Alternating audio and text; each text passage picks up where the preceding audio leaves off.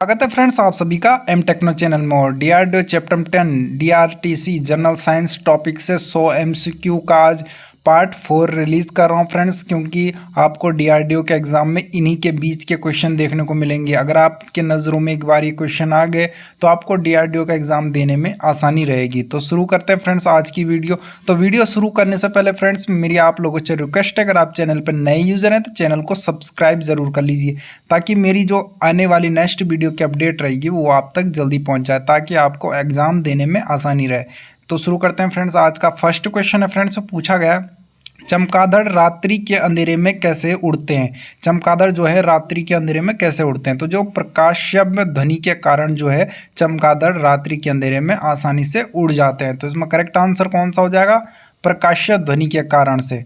तो अगला क्वेश्चन जैसे पूछा गया, पौधों की वृद्धि के लिए कौन सी मिट्टी सबसे उपयुक्त होती है।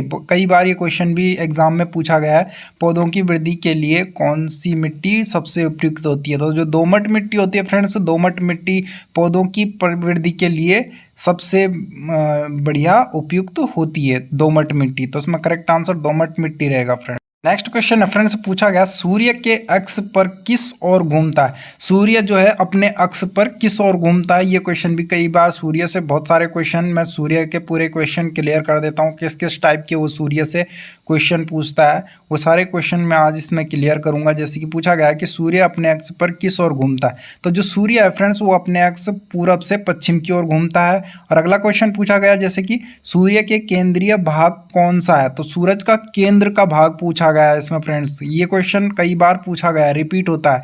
तो कोर जो होता है फ्रेंड्स, सूर्य का केंद्रीय भाग कोर के नाम से जाना जाता है। तो इसमें करेक्ट आंसर कोर रहेगा फ्रेंड्स, कि सूर्य का केंद्रीय भाग कोर के नाम से जाना जाता है।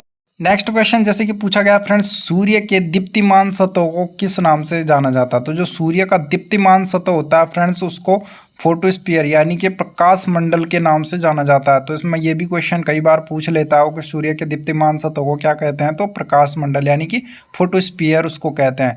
नेक्स्ट क्वेश्चन जैसे पूछ लेता है फ्रेंड्स कि प्रकाश मंडल के किनारे प्रकाशमान नहीं होता, किस भाग पर।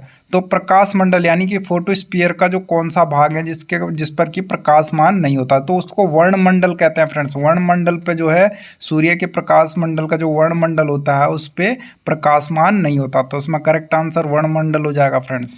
नेक्स्ट क्वेश्चन पूछ लेता है फ्रेंड्स, कई बार वो सूर्य ग्रहण के समय दिखाई देने वाला भाग कौन सा होता है। जब सूर्य ग्रहण, सूरज पर सूर्य ग्रहण रहता है तो उस टाइम कौन सा भाग सूरज का दिखाई देता है। तो जो सूरज का फ्रेंड्स सूर्य किरीट यानी कि उसे कोरोना भी कहते हैं, कोरोना भी कहते हैं, सूर्य किरीट को ही कोरोना कहते हैं। कोई बार वो ऑप्शन में सूर्य किरीट की बजाय कोरोना लिख देता है।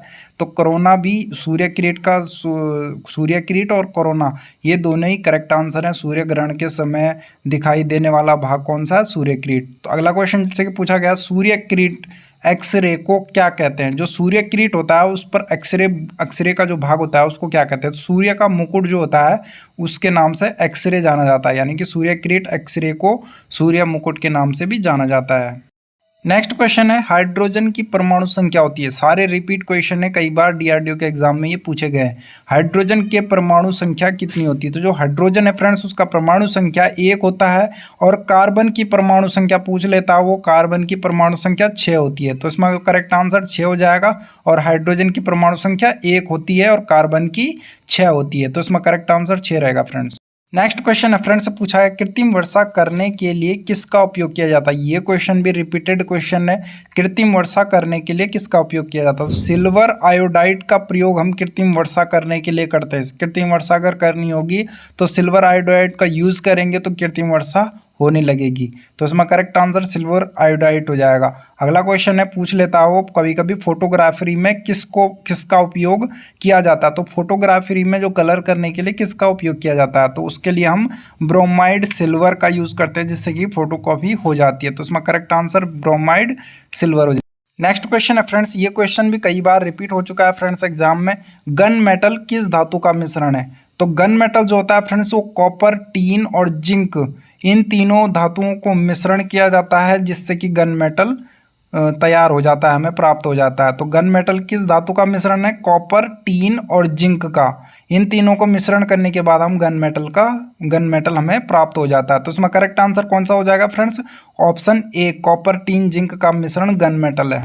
नेक्स्ट क्वेश्चन है फ्रेंड्स, पूछा गया जर्मन सिल्वर किसका मिश्रण है। तो जो ये क्वेश्चन भी कई बार रिपीट हो चुका है फ्रेंड्स। तो जो जर्मन सिल्वर है वो कॉपर टीन लेड का मिश्रण है। जैसे कि अभी गन मेटल का जो बताया मैंने आपको कॉपर टीन जिंक है, उसी प्रकार जर्मन सिल्वर का कॉपर टीन लेड होता है। और इसी पर एक और क्वेश्चन पूछ लेता हूँ फ्रेंड्स कि 5 और 10 के सिक्के किस मेटल के बनाए जाते हैं। तो 5 और 10 के जो सिक्के होते हैं फ्रेंड्स वो जर्मन सिल्वर के ही बनाए जाते हैं। तो इसमें करेक्ट आंसर ऑप्शन डी हो जाएगा कि German silver copper tin lead का मिश्रण है।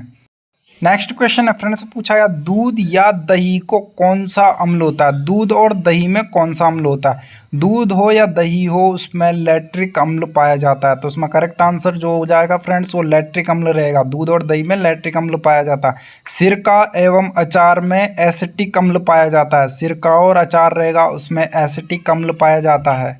नेक्स्ट क्वेश्चन है फ्रेंड्स, पूछा गया सोडा वाटर एवं पेयजल पदार्थों में कौन सा अम्ल होता है। तो जो सोडा वाटर होता है या पेयजल पदार्थ होते हैं उनमें हमेशा कार्बनिक अम्ल होता है। कई बार क्वेश्चन पूछ लेता है वो सोडा वाटर पेयजल में किस पदार्थ में कौन सा अम्ल होता है। तो कार्बनिक अम्ल पाया जाता है। नेक्स्ट क्वेश्चन जैसे कि फ्रेंड्स पूछा गया इमली और अंगूर में टार्ट्रिक अम्ल होता है।